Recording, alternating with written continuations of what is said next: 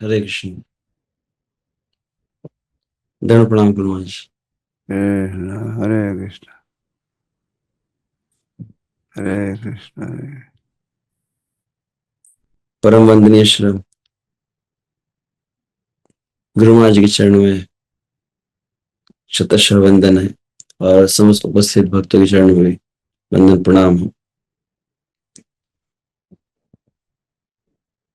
इस चातुर्मास का विशेष अनुशीलन तो स्वयं गुरु महाराज भी करते हैं, तो गुरु महाराज के मुख से श्रवण करना ही अधिक उचित रहता।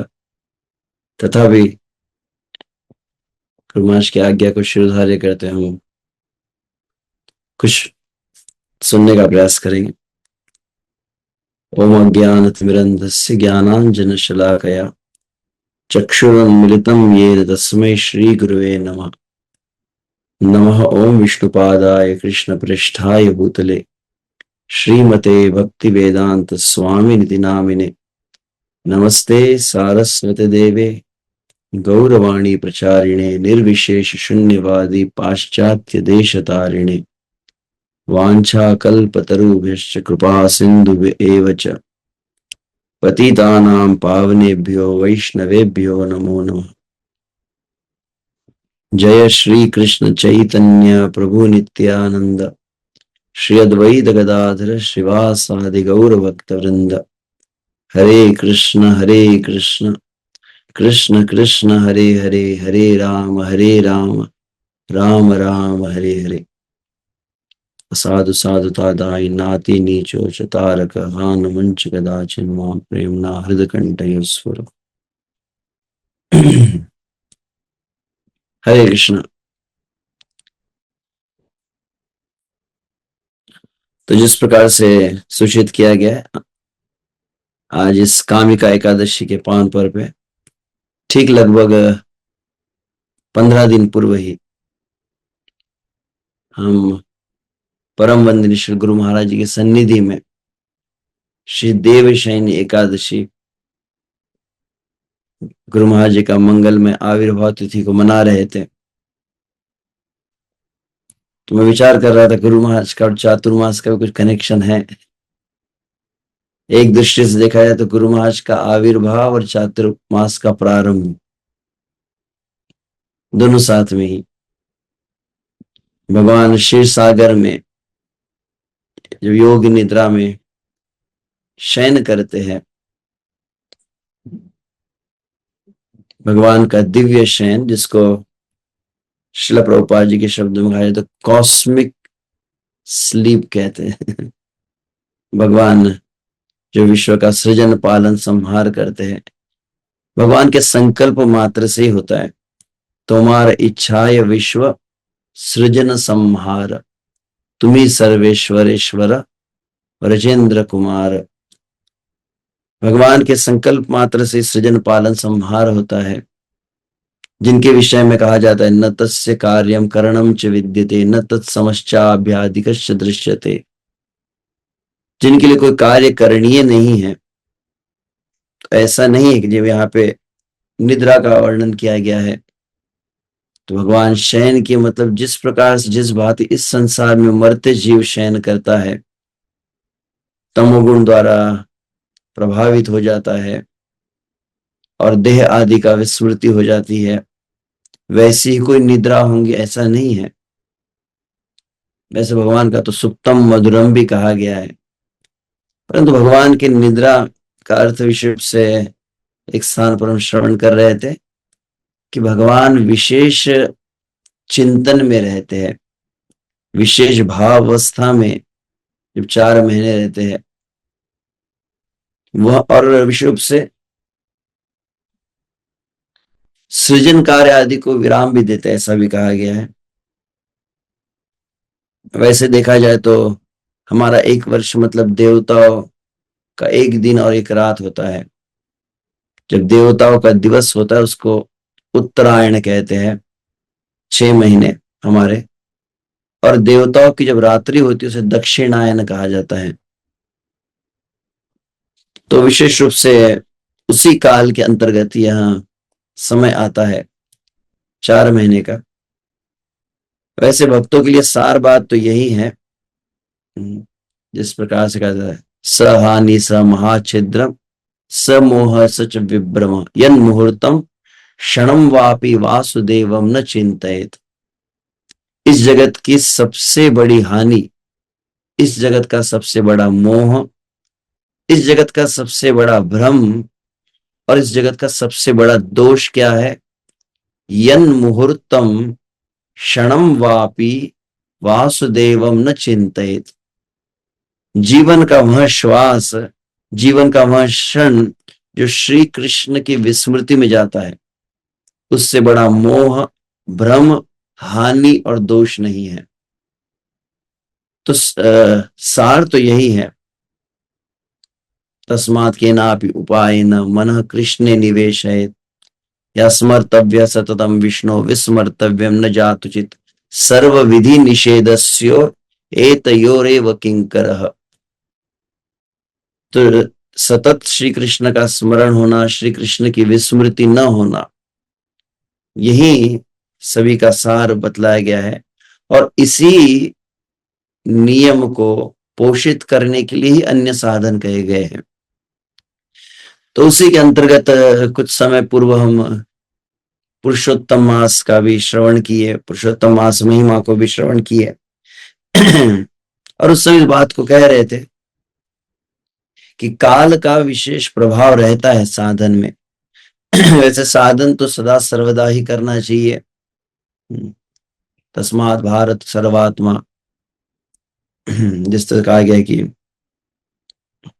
समस्त स्थान पे सर्वदा, सभी स्थानों पर समस्त काल में देश काल पर से विचार न करते हुए भगवान श्री कृष्ण के विषय में सुनना, उनके विषय, उनका नाम कीर्तन करना, उनका स्मरण करना, यह प्रयोजन है अंततोगत्वा।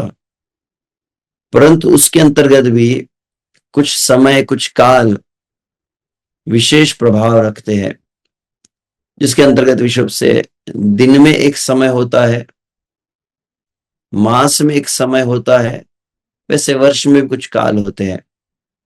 दिन में ब्रह्म मुहूर्त का जो काल होता है, कुछ दिनों पूर्व ही हम परम पूज्य श्री राधा गोविंद गोस्वामी महाराज मुख श्रवण कर रहे थे, उसकी महिमा को, जो संपूर्ण दिवस के साधन भजन से लगभग 100 गुना अधिक लाभ को प्रदान करता है। भगवान का विशेष भाव को पोषण करने के लिए, भक्ति के को बहुत अधिक वर्धित करने के लिए स्वर्णिम काल जिसे कहा गया है। और उसी प्रकार से माधव तिथि भक्ति जननी जतने पालन करी, एकादशी तिथि की भी महिमा है। तो दिन का एक विशिष्ट काल हुआ, किस लिए रखा गया है कि विश्व से, ऐसे सभी समय है, परंतु एक समय होता है जिस समय एकांतिक रूप से, एक्सक्लूसिव, पूर्ण रूपेण केवल भगवान के लिए समय को रखा जाए। तो उसी प्रकार से दिन में ब्रह्म मुहूर्त का काल भगवान के लिए होता है, उसी प्रकार से मास में यह एकादशी तिथि भगवान श्री कृष्ण के लिए रिजर्व यह समय है।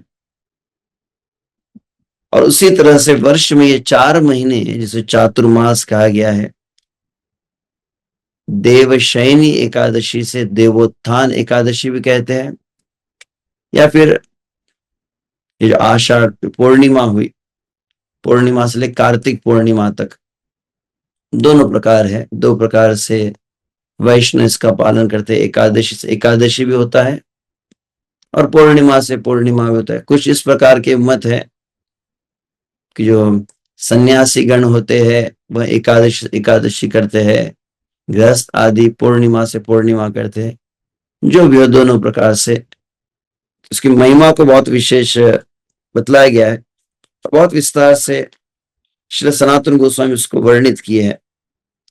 तो कुछ बातों में विचार करते विशेष रूप से कि यह जो परंपरा है चातुर्मास की, भागवत में प्रमाण है, रामायण में प्रमाण है, महाभारत में प्रमाण है, चैतन्य चरितामृत में प्रमाण है। किस प्रकार से साक्षात स्वयं भगवान भी जब जब इस भूतल पर अवतरित हुए, भगवान भी इसको विशेष महत्व दिए हैं। तो विशेष रूप से तो ऐसे कहा जाता है कि क्या कहते हैं, बहता पानी फिरता साधु कहते हैं। अगर पान जल सदैव प्रवाहित रहता है तो पवित्र बना रहता है, उस प्रकार से साधु के लिए भी कहा जाता है। जो वैष्णव जन होते हैं, विश्व से सन्यासी जन होते हैं, जो विश्व में श्री कृष्ण भावना के प्रचार में रत है, वे कभी एक स्थान पर रुकते नहीं है। सब संत सुखी विचरंती मही, सन्मान निरादर आदर ही। एक ऐसे पद में भी कहा गया है कि वैष्णव जन कैसे सुखी रहते हैं, बोले विचरंती मही, मही अर्थात भूतल पर, पृथ्वी पर सदैव विचरण करते हैं। जिस प्रकार से युधिष्ठिर महाराज भी विदुर जी को कहे, भगवत विदा भागवता तीर्थभूता स्वयं विभो, तीर्थी कुर्वन्ति तीर्थानि स्वांतस्तेन गदा व्रतः। कि वास्तविक तीर्थ यात्रा जो वैष्णव जन करते हैं, तीर्थ को तीर्थत्व प्रदान करने के लिए करते हैं। सुखदेव गोस्वामी के विषय में कहा गया है कि सदैव विचरण करते रहते थे। तो जितने भी वैष्णव जन है, और उसका कारण है कि ऐसे यह भी बताया गया है, सब संत सुखी विचरंती मही, सन्मान निरादर आदर ही। कभी कभी आप भिन्न भिन्न स्थान पर जाते हैं, कभी कभी आपको बहुत अधिक सम्मान मिलता है, दूसरे स्थान पर जाए तो कोई पूछता ही नहीं है। तो मान अपमान में सम रहने के लिए भी कभी कभी स्थानों को जहां आपको कोई न जानता हो, जहां परिचय न हो। विशुभ से हम जब भी इस्कॉन संन्यास मिनिस्ट्री में जब सेवा करते हैं, तो वहां पर भी एक विशेष असाइनमेंट होता है, मिशन असाइनमेंट कहा जाता है, जिसके अंतर्गत किसी नए स्थान पर, क्योंकि जिस स्थान पर आप रहते, संभावना रहती वहां पर आपको शिक्षा गुरु के रूप में देखा जाता है, आपको बहुत आदर मिलता है, और सभी फिर पॉजिटिव ही कहते हैं। परंतु एकदम नए स्थान पर जहाँ कोई परिचय न हो, कोई जानते न हो, ऐसे स्थान पर, या जहां पर कृष्ण भावना का प्रचार भी न हुआ हो, वैसे स्थानों पर जाना एक विशिष्ट उस असाइनमेंट का भाग होता है। तो वैष्णव जन जो है, जो कृष्ण भावना के प्रचार में रहते हैं, सदैव विचरण ही करते हैं, परंतु वे भी बहुत अधिक तीर्थ यात्राओं का भ्रमण करते करते कभी कभी क्या होता है, स्पेशली हमारा अनुभव है कि हम बहुत एक्सटेंसिव ट्रैवलिंग करने लगते तो क्या होता है, कहीं ना कहीं स्वयं का साधना जो है वो डाइल्यूट होने लगता है, कभी कॉम्प्रोमाइज हो जाता है। तो उस प्रयोजन से मूलतः कहा जाए, ऐसा अन्य प्रयोजन कहे जाते कि 4 वर्ष 4 मास वर्षा काल होता है, तो नदियों में भी काफी जल की वृद्धि होती है, इसलिए ऐसे चातुर्मास में नदी को पार नहीं किया जाता। अब आजकल तो लोग फ्लाइट से जाते हैं, तो पहले जब लोग जो एकदम प्राकृतिक नेचुरल कह सकते हैं, पहले सब पदयात्रा ही करते थे। पदयात्रा मानव जीवन का एक अविभाज्य अंग कह सकते हैं। भगवान जितने भी अवतारों में है, प्रभु रामचंद्र पैदल चले, श्री चैतन्य महाप्रभु हो, श्री कृष्ण हो, जितने भी आचार्य है, रामानुचार्य, मध्वाचार्य आदि, तो ऐसा नहीं था कि बहुत बड़े वाहनों में भ्रमण करते थे, तो पैदल चलते थे। तो फिर भूमि पर भी बहुत अधिक घास आदि बढ़ जाता, नदियों में जल की वृद्धि हो जाती है। तो ऐसे कई कारणों से अब जो यहाँ पर पाश्चात्य जगत में जहाँ का क्लाइमेट अलग हो, तो उनके चातुर्मास में एटलीस्ट भजन का तो नियम रहता है, ये साधन का नियम, अन्य बातें ना हो। तो यात्रा को क्यों नहीं किया, तो उसके कुछ कारण मुख्यतः जो आचार्य के द्वारा समझते हैं वो हम एक तो यह है कि जो प्रकृति में काफी कुछ परिवर्तन आता है, उस समय एक स्थान पर रुकना योग्य है। और दूसरी महत्वपूर्ण बात यही जो मैंने कही कि विश्व से एक बहुत सुंदर मैं कथन सुन रहा था कि भगवान the Lord is in trance. भगवान जो विशेष योग निद्रा जो कहते हैं, विशिष्ट भाव समाधि में भगवान रहते हैं। तो सृजन पालन संहार तो हो ही रहा है, कौन सी भाव समाधि, भगवान जो है इस काल में जो भगवान के भजन में निरंतर रत होते हैं, उनका चिंतन करते हैं। तो ये बात काफी अच्छी लगी मुझे कि भगवान उनका स्मरण, भगवान तो सदैव स्मरण करते हैं भक्तों का, परंतु इस समय में 4 महीने भगवान का चिंतन क्या होता है, जो भजन परायण जो भक्त होते हैं उनके विषय में भगवान स्मरण करते हैं। तो इसीलिए ऐसे कई प्रमाण मैं देख रहा था। आप देखेंगे श्रीमद् भागवत की जब कथा हुई है उसके अंतर्गत भी हम अगर आप देखें, जो भाद्रपद के विषय में जैसे कहा जाता है, कृष्ण निर्गतम 30 वर्षाधिगते कलौ नवमितो नवस्य च कथारंभम शुको करोत् परीक्षित श्रवणान्ते च कलौ वर्षशतद्वये शुद्धे शुचौ नवम्यां च धेनुजो कथयत कथाम। तो कहा जाए तो प्रधान रूप से जो कथा है भागवत की होती है, भागवत का भी कथा है चातुर्मास के अंतर्गत आती है। परीक्षित महाराज को जब शाप मिला है 7 दिवस भागवत श्री सुखदेव गोस्वामी गंगा के तट पर किए, तो भाद्रपद मास में हुआ। तदुपरांत अगर आप देखें तो परीक्षित श्रवण अंते च कलौ वर्ष शतद्वय, तो भगवान श्री कृष्ण निज धाम को गए, उसके 30 वर्ष उपरांत सुखदेव जी परीक्षित महाराज को कथा किए, उसके 200 वर्ष उपरांत मतलब 230 वर्ष उपरांत कहा जाता है गोकर्ण धुंधुकारी को जो कथा की है वो आषाढ़ मास में हुई। और फिर उसके उपरांत तस्मादपि कलौ प्राप्ते 30 वर्ष गते सती उर्चुरजे सिते पक्षे नवम्याम ब्रह्मण सुतः। और फिर तीसरी जो विशेष रूप से चतुष्कुमार की है, श्री नारद मुनि भक्ति ज्ञान वैराग्य के साथ भागवत का जब श्रवण किए, वह कभी उसके 30 वर्ष उपरांत कार्तिक मास में। तीनों यदि देखा जाए तो तीनों भागवत प्रधान रूप से चातुर्मास में हुई है। तो भागवत का विशेष विधान है इस 4 महीनों में, बहुत अधिक स्वाध्याय श्रवण कथन की बड़ी महिमा है। और इसी के अंतर्गत हम देखते हैं कि श्री नारद मुनि का पूर्व जीवन का वृत्तांत भी जब श्रवण करे, वहां पर भी जब वो कहते अहम पुराति तो भवे भवम मुरे दास्यास्तु कस्याश्चन वेदवादी नाम निरूपितु बालक एव योगी नाम शुश्रूषणे प्रावृत्ति निर्विवक्षता, जहां पर वो श्री नारद मुनि अपने पूर्व जन्म के वृत्तांत को बतलाते हुए जब दासी पुत्र के रूप में कहे अहम पुराती तो भवे भवम मुने दास्यास्तु कस्याश्चन वेदवादी नाम, जब मैं दासी पुत्र के रूप में था और मेरी माँ जब सेवा करती उस समय क्या हुआ, श्रील प्रभुपाद लिखते भक्ति वेदांत, जो भक्ति वेदांत जन थे, जो भक्ति के ज्ञान में जो विज्ञ थे, वे 4 महीने एक स्थान पर रुके हैं। तो वहां पर भी यह प्रमाण आप देखते हैं।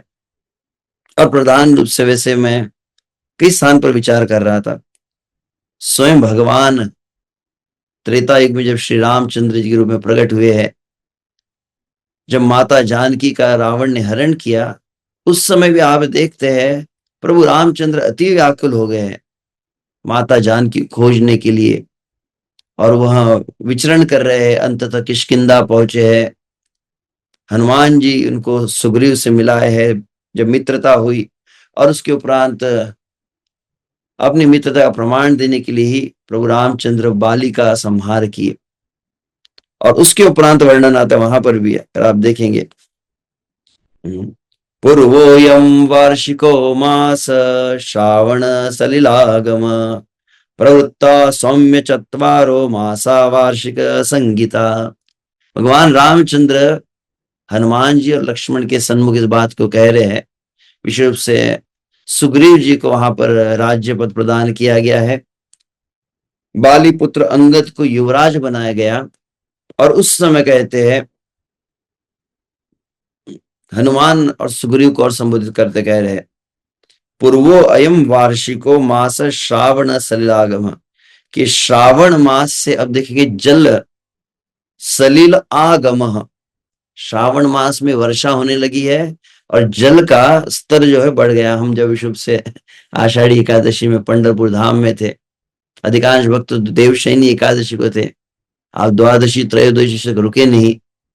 और द्वादशी त्रयोदशी के बाद क्या हुआ, बोले चंद्रभागा जो मंदिर था प्रभुपाद घाट का, वह भी जलमग्न हो गया।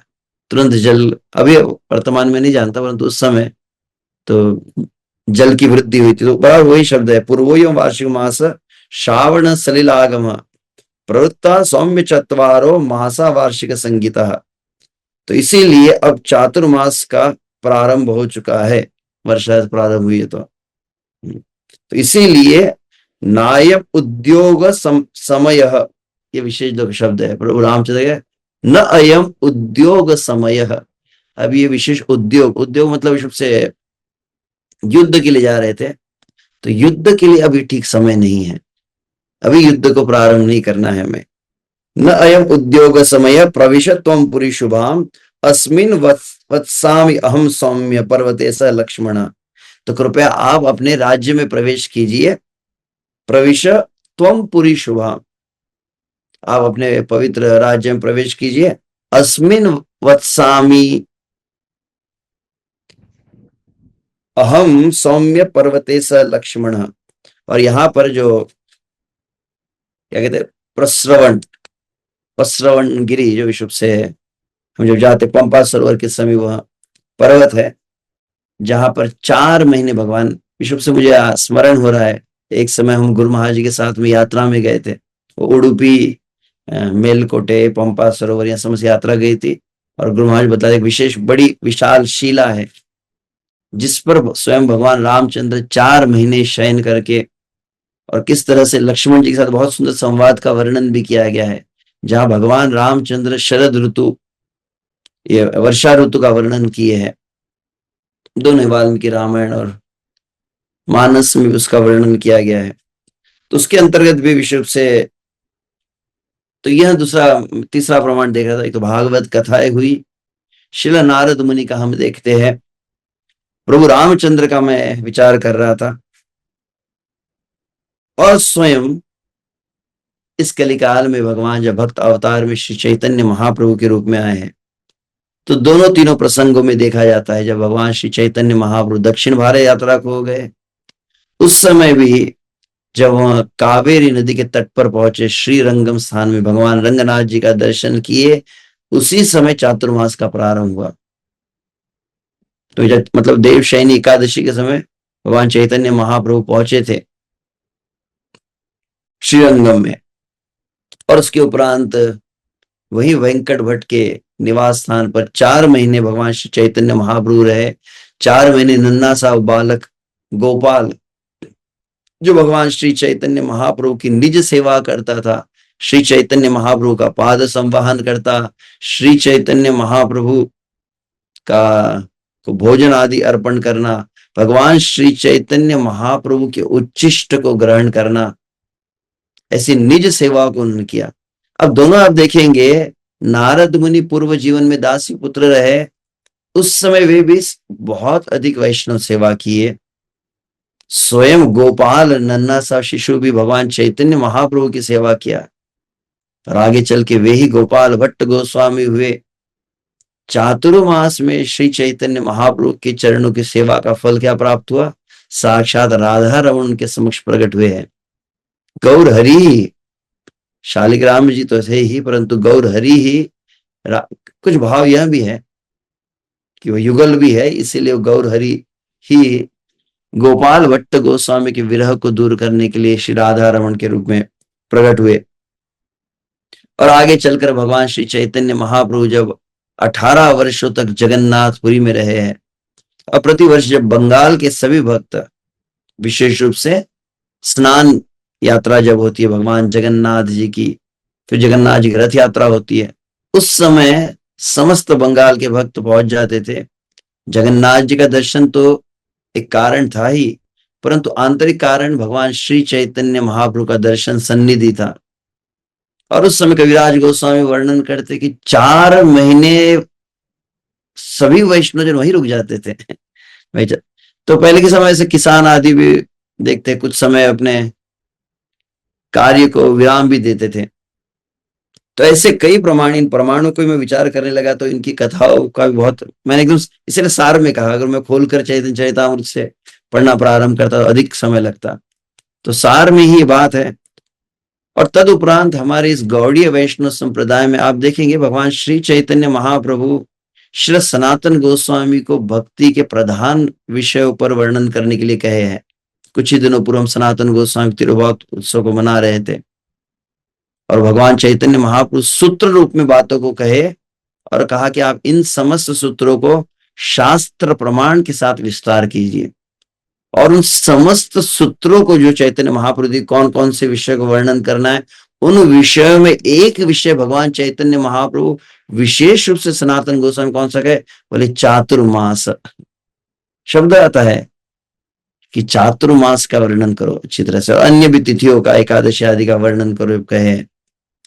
और वही फिर सनातन गोस्वामी समस्त शास्त्र का, स्कंद पुराण, पद्म पुराण आदि का प्रमाण लेकर बहुत विस्तार से उसका वर्णन किया, अध्याय के अंतर्गत आता ही है, जहां पर इस बात को वे कहते हैं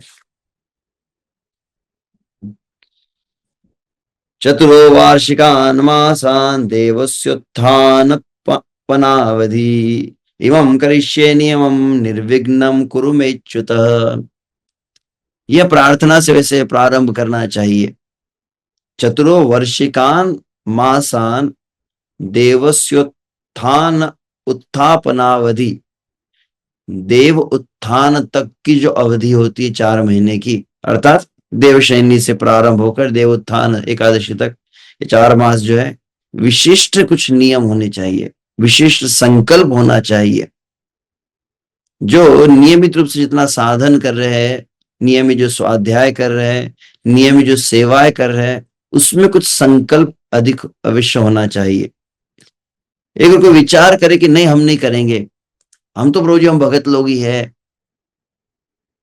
तो देखो चैतन्य महाप्रभु स्वयं किए। पहली बात, चैतन्य महाप्रभु सनातन गोस्वामी उपदेश उसमें इस बात का उल्लेख किया। तदुपरांत चैतन्य महाप्रभु के भक्तगण षड गोस्वामी गण भी चातुर्मास का पालन किए। और उसके उपरांत आगे चलकर हम देखते हैं शिल भक्ति विनोद ठाकुर, शिल भक्ति सिद्धांत सरस्वती महाराज बहुत कठोरता से पालन करते थे। और यहां तक कि हम सुने कि शिल प्रभुपाद भी विश्व से जब राधा दामोदर मंदिर में रहे तो कुछ नियमों को पालन करते थे, परंतु जब अपने गुरु महाराज शिल भक्ति सिद्धांत सरस्वती महाराज के आदेश को पालन करने का जब कार्य आया, तब उन्होंने इसको विराम दिया, कह सकते विराम नहीं है, उनका तो प्रत्येक क्षण वैसे भगवान की सेवा में था, तो उनके लिए तो नहीं है। और फिर उन्हें जब श्रील प्रभुपाद ने अंतर्राष्ट्रीय कृष्ण संघ आंदोलन की स्थापना की है, और उस समय कहते there was a time, emergency time कह सकते हैं, बहुत ही सीमित समय श्रील प्रभुपाद के पास, और एक विश्वव्यापी आंदोलन की स्थापना करनी थी बहुत तेजी से। Srila Prabhupada was in creation mood, कहते हैं सृजन करना होता है, थोड़ा रजोगुण जैसा रहता है, तो बहुत तेजी से बहुत अधिक विस्तार करना था। तो इसीलिए बहुत 10 वर्षों में पृथ्वी का 14 बार भ्रमण करना, 108 मंदिरों का निर्माण, इतने ग्रंथों का लेखन, इतने अधिक हजारों शिष्यों को दीक्षा आदि प्रदान करना, उनको प्रशिक्षण आदि प्रदान करना, तो भिन्न भिन्न स्थानों पर जाना। तो इसीलिए श्रील प्रभुपाद का जो मूड या रहा है वह यही रहा। आप देखते हैं श्रील प्रभुपाद जी के समय कुछ भक्तों ने विचार किया चातुर्मास का। विशेष रूप से एक प्रसंग में श्रवण कर रहा था, हैदराबाद में राधा मदन मोहन जी का भी 50वां उत्सव मनाने के लिए कुछ भक्त विशेष से श्रील प्रभुपाद के शिष्यगण एकत्रित होने वाले हैं। हैदराबाद में राधा मदन मोहन जी स्वयं श्रील प्रभुपाद के द्वारा जो प्रतिष्ठित हुए, ठीक 50 वर्ष पूर्व 1976 को। तो मतलब उस समय बहुत बड़ा मंदिर का उद्घाटन का कार्य चल रहा था, और ठीक यही समय है ना, चातुर्मास प्रारंभ हो चुका था इसी समय। और उस समय कोई प्रभुपाद के शिष्य थे, प्रभुपाद एकदम देखे जब हैदराबाद पहुंचे, क्या देखे, प्रभुपाद के शिष्य ने बहुत ऐसी दाढ़ी बढ़ाई थी एकदम बाबाओं की तरह, बहुत दाढ़ी बढ़ाई थी। तो शिल प्रभुपाद के मंदिर का उद्घाटन का कार्यक्रम होने वाला है, बड़े बड़े कोई उद्योगपति मंत्री आदि आने वाले। बोले ये क्या है? बोले शिला प्रभुपाद चातुर्मास प्रारंभ हुआ है, इसलिए मैं चातुर्मास कर रहा हूँ। और फिर वो प्रसिद्ध एक वाक्य आप सुनते हैं कि first dress then address. Prabhupada कहते हैं इसकी आवश्यकता अभी नहीं है कृष्ण भावना प्रचार में। तो कुछ बाह्य जो नियम होते हैं, नाखून न काटना है, सिर में तेल न लगाना है, दाढ़ी नहीं करना है, महिमा इसकी भी बड़ी है। परंतु सर्वोपरि महिमा वैसे कहा जाता है इस समय भगवान की कथा को बहुत अधिक प्रसारित करना चाहिए, भगवान के नाम को भी प्रसारित करना चाहिए। शिल प्रभुपाद पाश्चात्य जगत में चातुर्मास में ही तो पहुंचे। शिल प्रभुपाद का चातुर्मास जलदूत जहाज में हुआ। शिल प्रभुपाद का तिरोभाव भी चातुर्मास के अंतर्गत हुआ है।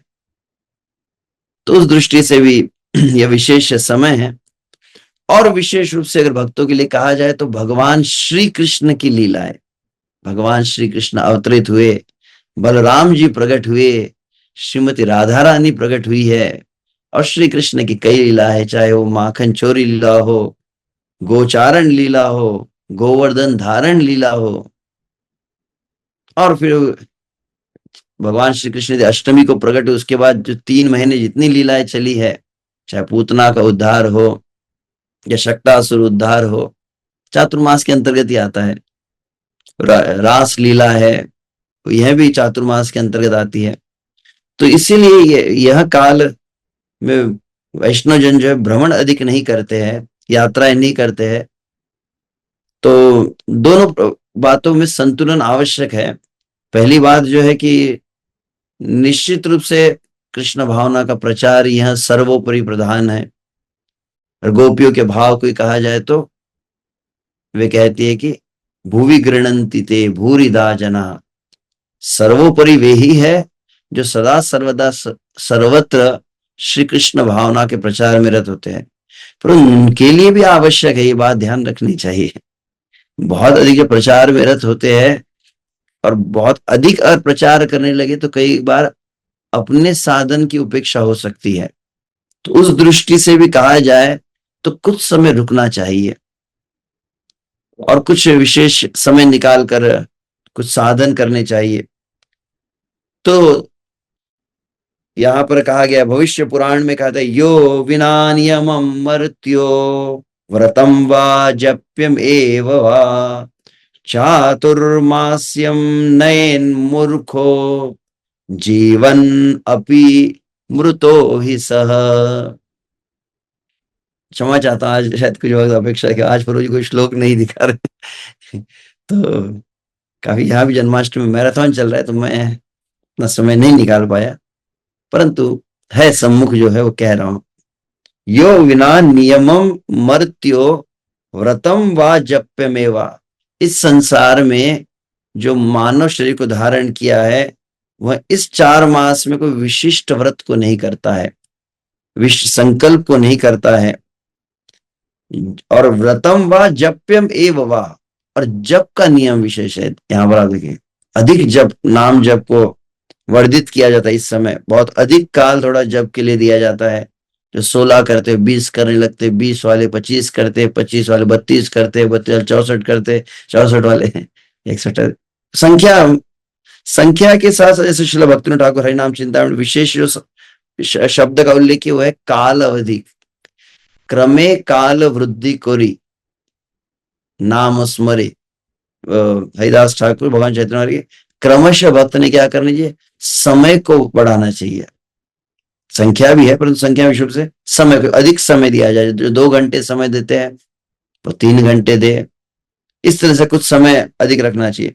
तो ऐसा जो नहीं करता है, विशुभ से यहाँ पर मैं पढ़ रहा था, चाहे ब्रह्मचारी हो, चाहे गृहस्थ हो, वानप्रस्थ हो, सन्यासी हो, ब्राह्मण हो, क्षत्रिय हो, वैश्य हो, शूद्र हो, महाभारत में यहाँ तो सभी को चातुर्मास करना चाहिए कहा गया। और यदि कोई संकल्प न रखे उसके विषय में कहा गया, चातुर्मास्यम नयन मूर्खो जीवन अभिमृतो, सबसे बड़ा मूर्ख कहा गया उसे।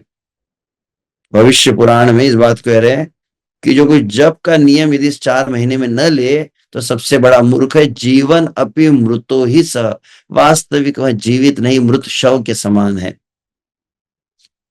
अब स्कंद पुराण में ऐसे ब्रह्मा जी और नारद जी का संवाद है, उसके अंतर्गत भी बताया गया है। तो ये प्रसिद्ध नियम ये तो सभी जानते ही है।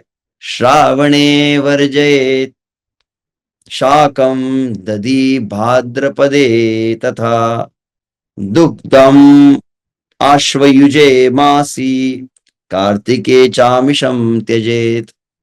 तो 4 महीने के 4 जो वर्जयेत, ये सुना तो होगा, पर तो श्लोक यहाँ पर वर्णित है जो स्कंद पुराण में ब्रह्मा जी नारद को कह रहे हैं। क्या कह रहे? श्रावणे वर्जयेत शाक विशुभ से। इसके कुछ आयुर्वेद के भी कारण है, कई अलग मेडिकल रीजंस भी होते कुछ। क्यों? तो जो हरे पत्तियां है उनको श्रावण मास में वर्जित किया जाए। दधि भाद्रपदे तथा भाद्रपद मास में दधि का जो वर्जन करना चाहिए। दुग्धम आश्व युजे मास और अश्विन मास, तो अश्विन मास में दूध का वर्जन और कार्तिक मास में चामिषम थे, जैसे 2 मुख वाले उड़द दाल हम कहते हैं, कई होते 2 मुख वाले, तो उसके अंतर्गत विश्व से उड़द दाल हम सुनते हैं। तो इन सभी को त्यागना चाहिए। और जो नहीं त्याग करता है, कहा जाता है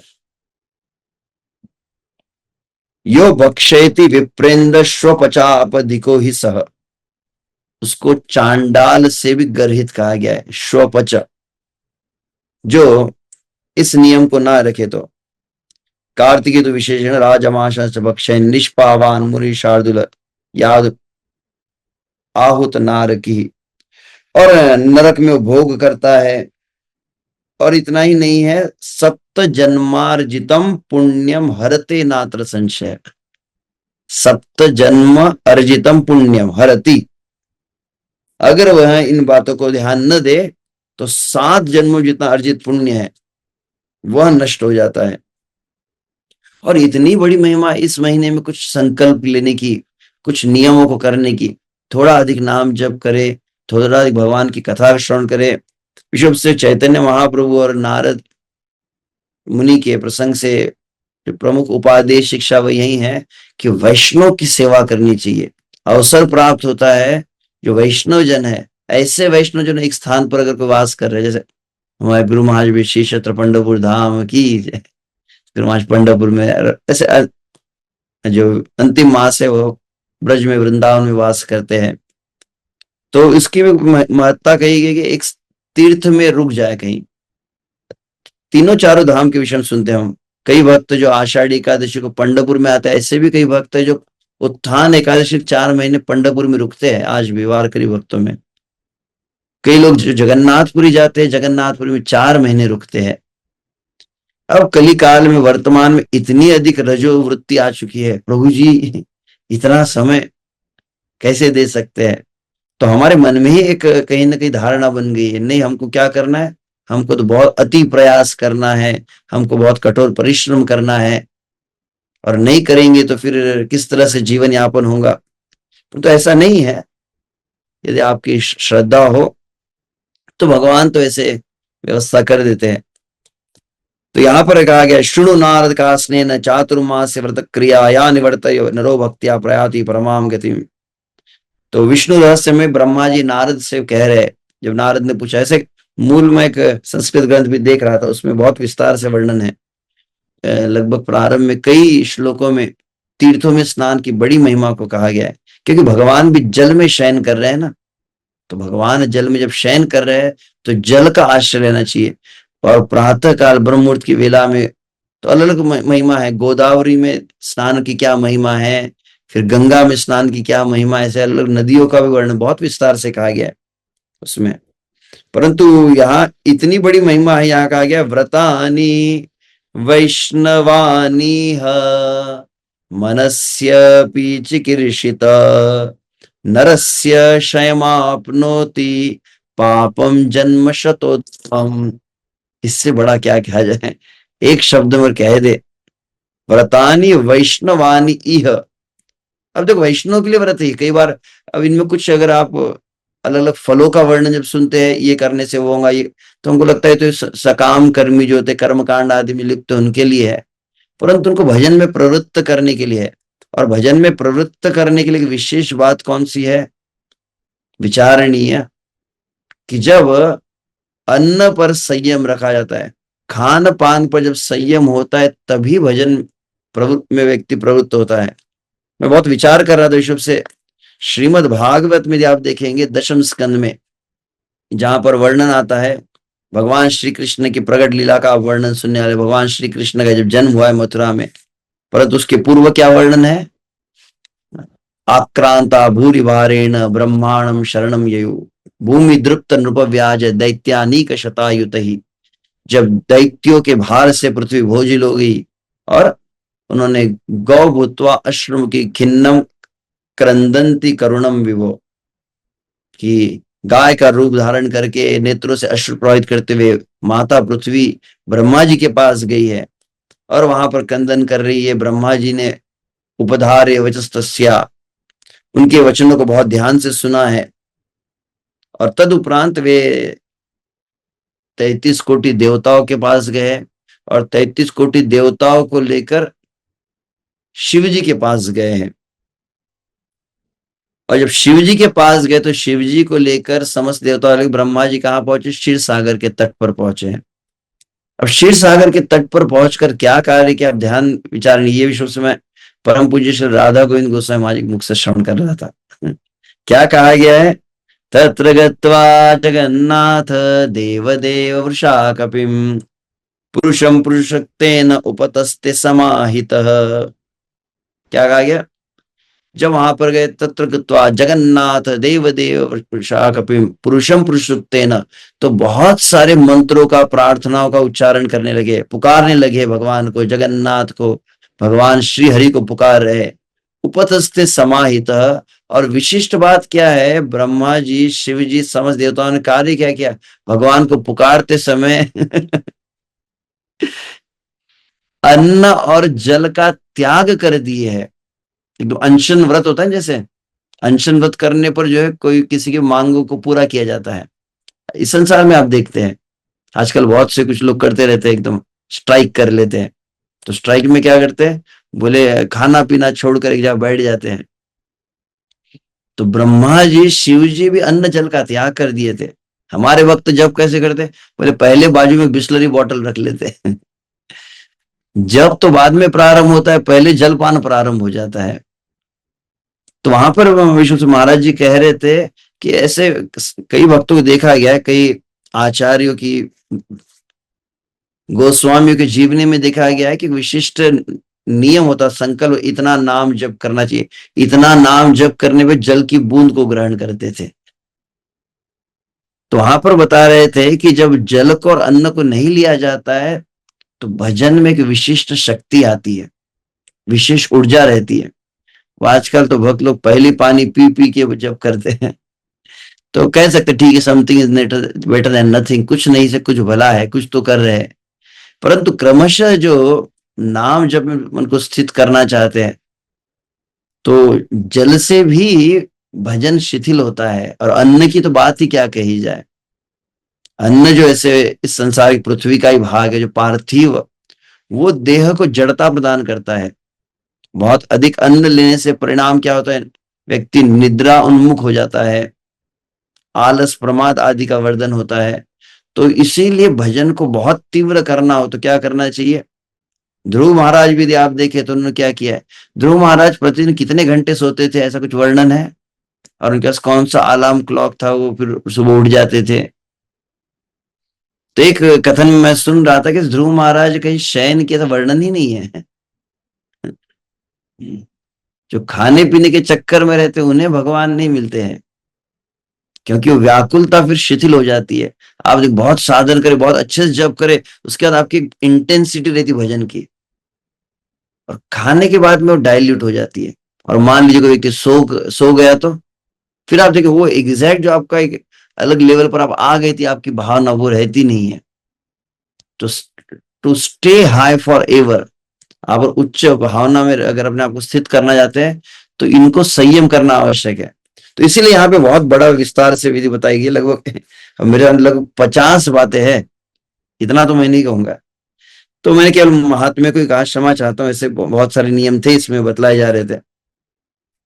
भूमि शयन की बड़ी महिमा है, और लवण वर्जन की महिमा, कुछ ही बात अगर कह दूं तो एक तो स्नान की महिमा है, ब्रह्म मुहूर्त का महिमा। पहली बात मैंने की, ब्रह्म मुहूर्त में स्नान को बहुत 4 महीने अगर किया जाए तो ब्रह्म पद आदि का भी वर्णन किया गया, ब्रह्म लोक आदि का प्राप्ति है। भूमि शयन करने पर वैष्णवी गति है। लवण वर्जन, लवण वर्जन मतलब, लवण मतलब नमक, 4 महीने बिना नमक के। हम तो और एक्स्ट्रा नमक डालकर कुछ भक्त लोग खाते हैं। 4 महीने अगर नमक का त्याग कर दिया जाए तो कहा जाता है मधुर कंठ। यदि कोई गंधर्व जैसा बनना चाहता है, बहुत मधुर कंठ को प्राप्त करना चाहता हो, तो 4 महीने नमक का त्याग कर दिया जाए तो मधुर कंठ हो जाता है। तेल को त्याग कर दे कोई, मतलब विशुद्ध भोजन अगर बनाए तो घी में बना सकते हैं 4 महीने के लिए।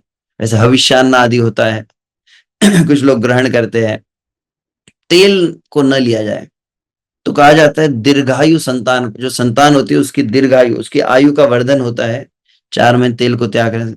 कुछ लोग तेल को बहुत शरीर पे लगाते हैं, मसाज करते हैं, सर तेल मालिश करते हैं। और कितने लोग विचार करते हैं हमको सुंदर बनना है प्रभु जी, को क्रीम लगाए, क्या करे। कि केवल 4 महीने तेल का जो मार्जन होता है शरीर को, उसको अगर त्याग दिया जाए तो शरीर को सौंदर्य प्राप्त होता है, कहा गया और फिर कुछ लोग भगवान को अर्पण करके फूलों को ग्रहण किया जा सकता है, ऐसे महाप्रसाद को, परंतु डायरेक्ट न लिया जाए।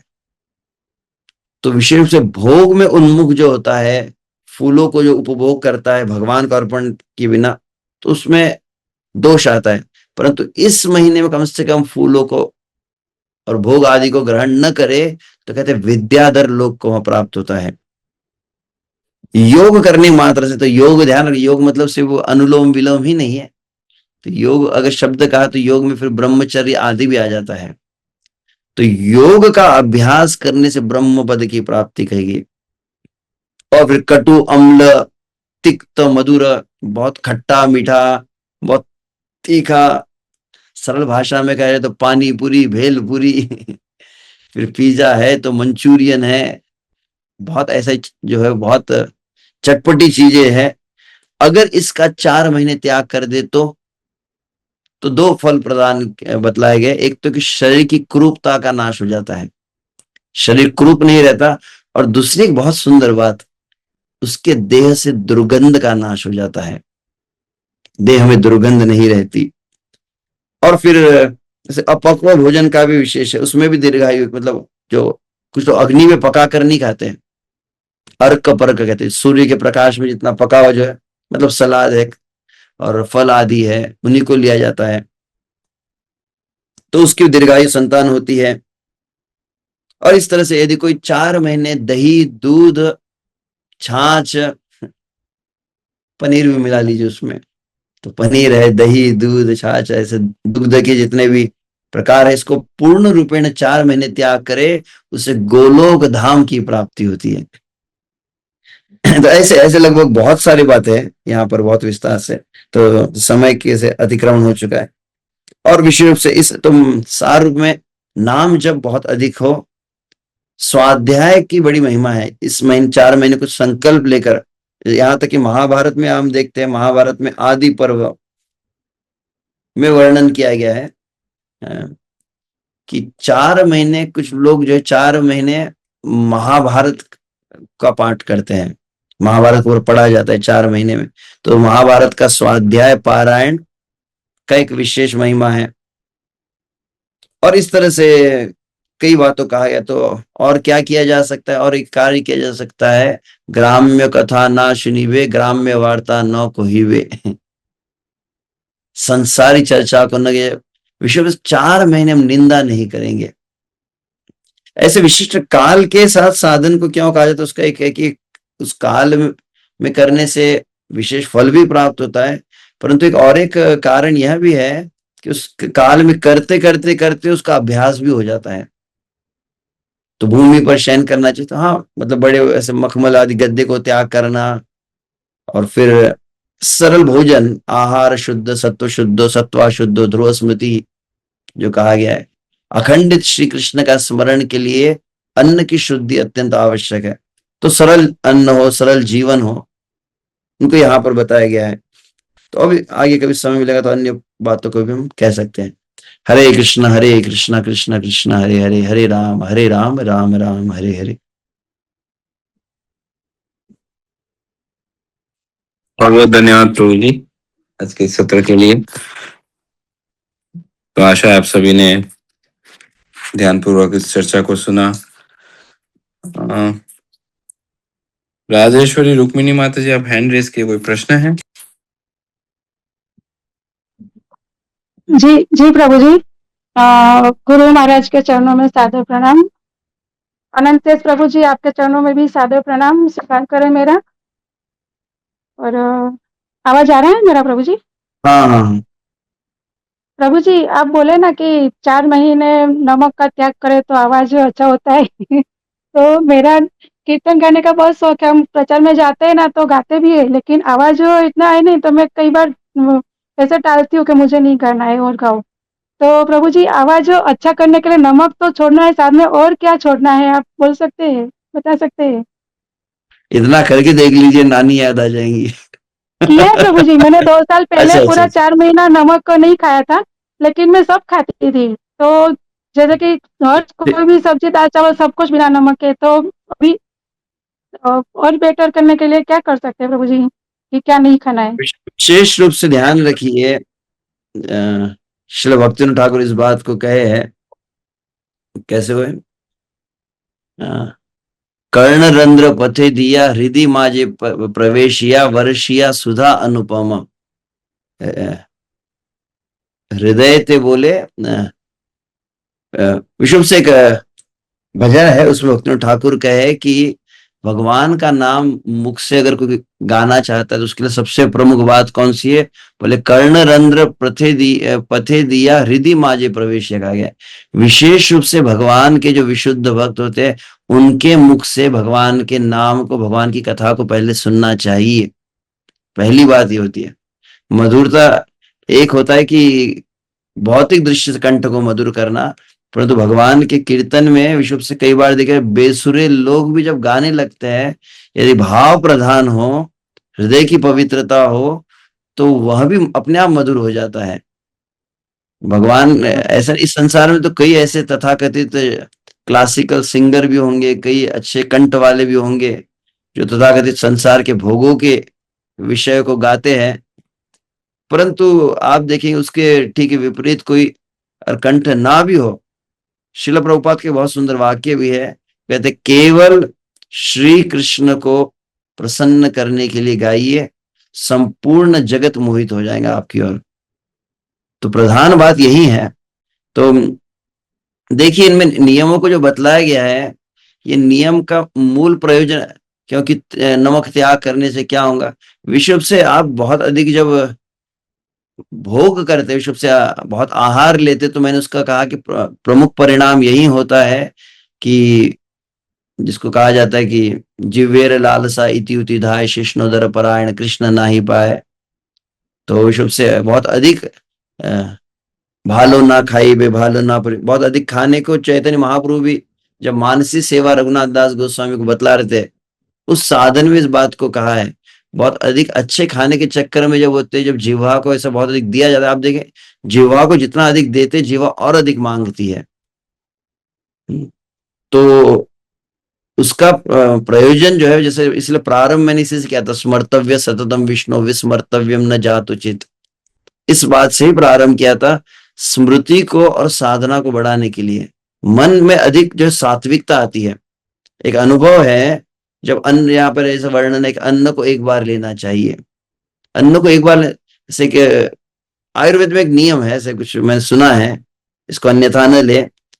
एक बार अन्न लेने पर देह में सात्विकता का प्रकाश होता है, और 2 बार अन्न लेते हैं कोई, अब नॉर्मली सब लोग लेते होंगे तो फिर आप उसको अन्यथा न ले, परंतु नियम जो बता रहा हूं, अन्न को एक, जैसे हमने कई बार कई सन्यासी आदि को देखा है, कई बार वो सुबह कुछ फल लेते हैं, सलाद लेते हैं, फिर संध्या में कुछ दूध आदि लेते हैं, और अन्न को एक बार लेते हैं। मायापुर में भी कई हम भक्तों को देखते हैं जो दोपहर को एक समय अन्न को अधिक प्रधान मानते हैं।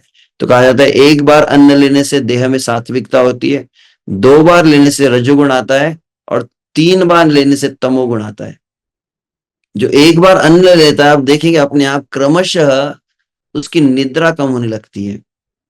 अधिकांशतः आपने देखा है कि जो 2 बार अन्न लेते हैं उनको अधिक शरीर वो नींद मांगता है, परंतु अन्न जब कम होता है तो अपने आप निद्रा भी कम होती है, क्योंकि शरीर में सत्वगुण का वृद्धि होती है। और सत्वगुण किस लिए बढ़ाना है? भजन को अधिक करने के लिए बढ़ाना है।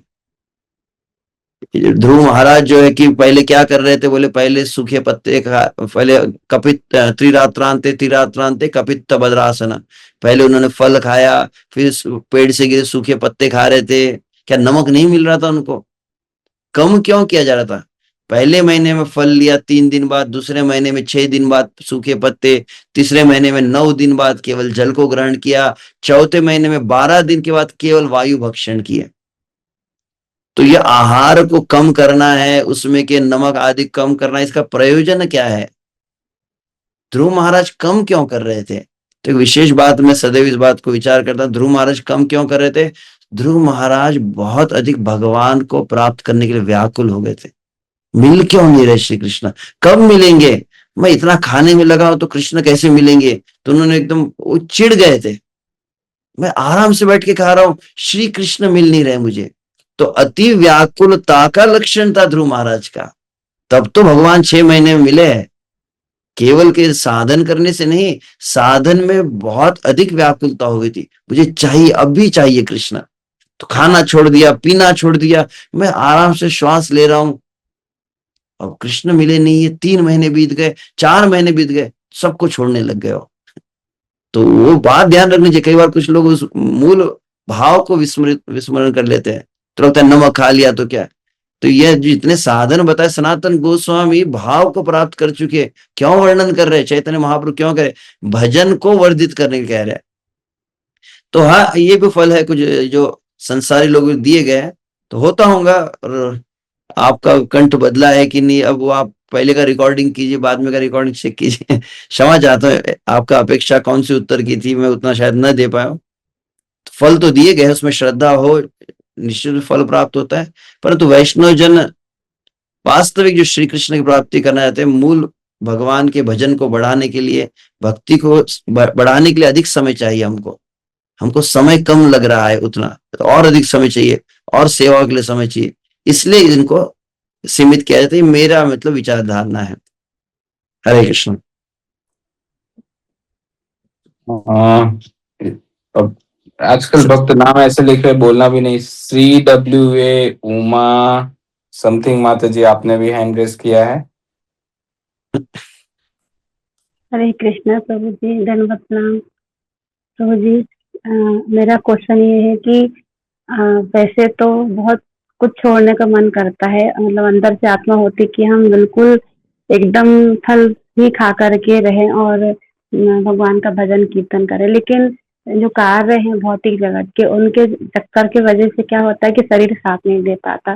तो उस समय दुविधा यह होती है कि क्या करें हम ऐसा जो कि हमारा मतलब ये चीजें हम उसको मैनेज कर पाए प्रभु जी। हरे कृष्ण। बहुत बहुत धन्यवाद माता जी।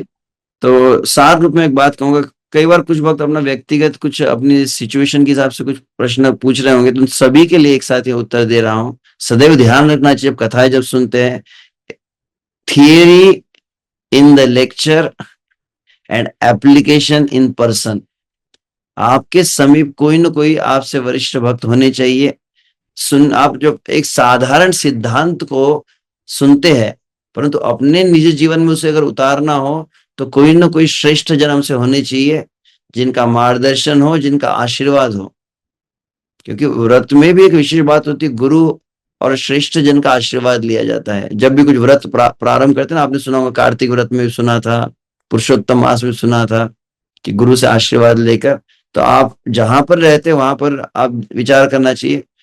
प्रधान बात यह है कि अलग अलग, कोई व्यक्ति वयोवृद्ध हो गया है और उसको फिर कुछ लिमिटेशंस बॉडी की है, तो उस समय क्या करना चाहिए। तो उसमें इसलिए आपको कोई परिपक्व जो वैष्णव जन आपके समीप हो, वो बतला सकते हैं। तो मैंने सार ये बताया कि भक्ति को बढ़ाना है जितना हम कर सके। इच्छा तो होती है कि इतने 42 बातें लिखी है सनातन को, सबकी सब हम करें, परंतु प्रधान बात जो है कि आशीर्वाद गुरु का हो, वैष्णव का आशीर्वाद हो, उनकी अनुमति हो, और यथासंभव करना भी चाहिए जितना हो सके। और नहीं हो पा रहा तो उसमें बहुत अधिक शोभ की आवश्यकता नहीं है, इतना मैं कह सकता हूँ। ठीक है, बहुत बहुत धन्यवाद प्रभु जी इस सत्र के लिए और सभी भक्त जिन्होंने प्रश्न किए। विशेष रूप से प्रभु जी जो कह रहे हैं, या हमारा हम साधक होने के नाते हमारा भाव है हमारे भजन को बढ़ाना। कई बार ये देखा जाता है चतुर्मास में जब ये सारी बातें होती है या चतुर्मास महात्म्य में, तो कई वक्त इसको कर्मकांड भाव में ज्यादा ले लेते हैं या सोचते हैं अरे चलो पतले हो जाएंगे, फिट हो जाएंगे। तो ये सब भाव तो केवल बाह्य स्तर पे रहा। गुरु महाराज जी कई बार ये चर्चा करते हुए कहते हैं कि हमें ध्यान देना है, हम कितना वैष्णव अपराध कम कर रहे हैं, हम भक्तों की निंदा कितना बंद कर दिए। और कई बार भक्त बढ़ा भी लेते। प्रभु जी ने भी वो पॉइंट कहा कि 16 वाले 25 पहुंचते, 32 पहुंचते, 64 पहुंचते, पूरा चतुर्मास 64 माला करेंगे, लेकिन वो फिर कई बार केवल नंबर गेम हो जाती है, केवल आंकड़ों तक हम सीमित रह जाते हैं, लेकिन क्वालिटी तो कोई इम्प्रूव नहीं होती है। तो इसको साधक हम हैं, हमें साधक के स्तर पे लेना है। चाहे अंशेष प्रभु आपके परमिशन के बिना ये आपके सामने बोल रहा हूँ, लेकिन इसे एक्सटर्नली ना ले ले कि चलो अब आज से नमक बंद कर देंगे या आज से मीठा बंद कर देंगे। अच्छा तो है, लेकिन आप क्यों कर रहे हैं? फिर 4 महीना पूरा नमक बंद करके नमक पर ही मेडिटेशन होता है। कहीं जाते हैं प्रोग्राम में, कहते नहीं माता जी मैं तो नमक नहीं खा रही ना, बस 4 महीने होते ही कार्तिक पूर्णिमा आते ही मैं पूरा नमक का फीस्ट करूंगी या मीठे का फीस्ट करेंगे हम, या हम अन्न नहीं ले रहे। बस 4 महीने निकलने दीजिए प्रभु जी। जैसे जिस दिन पारण का समय होगा 56 भोग हम हमारे घर पे आमंत्रित करेंगे भक्तों को। तो ये सारा भाव ठीक नहीं है। इसीलिए फिर देखिए कई बार चतुर्मास के लिए ज्यादा चर्चाएं भी नहीं होती है, लेकिन ये महात्म्य का आप सार लीजिए कि भजन बढ़ाना है, ये भजन बढ़ाने का सीजन है। आप अपने शरीर के लिए क्या अनुकूल है क्या प्रतिकूल है वो आप स्वयं देखिए, आपके काउंसलर से पूछ सकते हैं जैसे प्रभु जी कहे। लेकिन आज प्रभु जी का एकमात्र संदेश ये था कि भजन करने का सीजन है, हमारे जप को बढ़ाना है, अध्ययन को बढ़ाना है, हमारे श्रवण को बढ़ाना है, हमारे अपराधों को कम करना है। ये सारी बातें जो सटल लेवल पर है उस पर ज्यादा कार्य करना है, ना कि हम घी नहीं खाएंगे या बटर नहीं खाएंगे या पिज्जा नहीं खाएंगे या पास्ता नहीं खाएंगे। वो आप अपने हिसाब से देख लीजिए। तो आइए हम सभी मिलकर श्रीमान शेष प्रभु का हृदय पूर्वक आभार व्यक्त करते हैं कि आज एकादशी के पावन दिवस पर प्रभु जी ने सुबह सुबह इतना महत्वपूर्ण, जैसे कहते हैं, फूड फॉर थॉट दिया है, जो 4 विशेष रूप महीने हमारे से साथ। गुरु महाराज जी की इच्छा थी, इसलिए कहा मैं इस विषय पर विचार नहीं किया था। यस तो यस गुरु महाराज स्वयं इसको बहुत अधिक आदर देते चातुर्मास को, इसलिए महाराज भी स्वयं इस नियम को करते हैं यथासंभव जितना हो सके। जैसे प्रभु जी कहे, गुरु महाराज जी का ये इंस्ट्रक्शन था अनुशेष प्रभु को कि चतुर्मास महात्म्य के विषय में चर्चा करो। पुरुषोत्तम मास महात्म्य इतना सुंदर भाव से प्रभु जी ने वर्णन किया था। और जब प्रभु जी कह रहे गुरु महाराज के विषय में, तो गुरु महाराज प्राय चतुर्मास यानी गुरु महाराज कहते हैं मैं पूरा 8 महीना तो ट्रैवलिंग करते रहता हूँ, ये 4 महीना मुझे भजन करना है। तो ट्रैवलिंग कम करते हैं गुरु महाराज, और फिर जो संभव है उस हिसाब से गुरु महाराज कार्य करते हैं। लेकिन उनका मेन ध्यान रहता है कि 8-10 घंटे जप करे, पढ़ाई करे, और इस पे मनन नहीं रहता है कि मुझे अन्न खाना है या नहीं खाना है या कितना खाना है। तो ये सारी गौण बातें हैं। मेन बात है कि हमारे भक्ति को बढ़ाना है, भजन को बढ़ाना है। तो आइए हम महामंत्र का उच्चारण करके श्रीमान शेष प्रभु का हृदय पूर्वक आभार व्यक्त करते हैं आज के सत्र के लिए। हरे कृष्ण कृष्ण कृष्ण हरे हरे, हरे राम राम राम हरे हरे। श्री हरिनाम प्रभु की जय। कामिका एकादशी महोत्सव की जय। चतुर्मास की जय। श्रील प्रभुपाद की जय। श्री वृंदावन धाम की जय। परम पूज्य श्री लोकनाथ स्वामी गुरु महाराज की जय। श्रीमान अनंत शेष प्रभु की जय।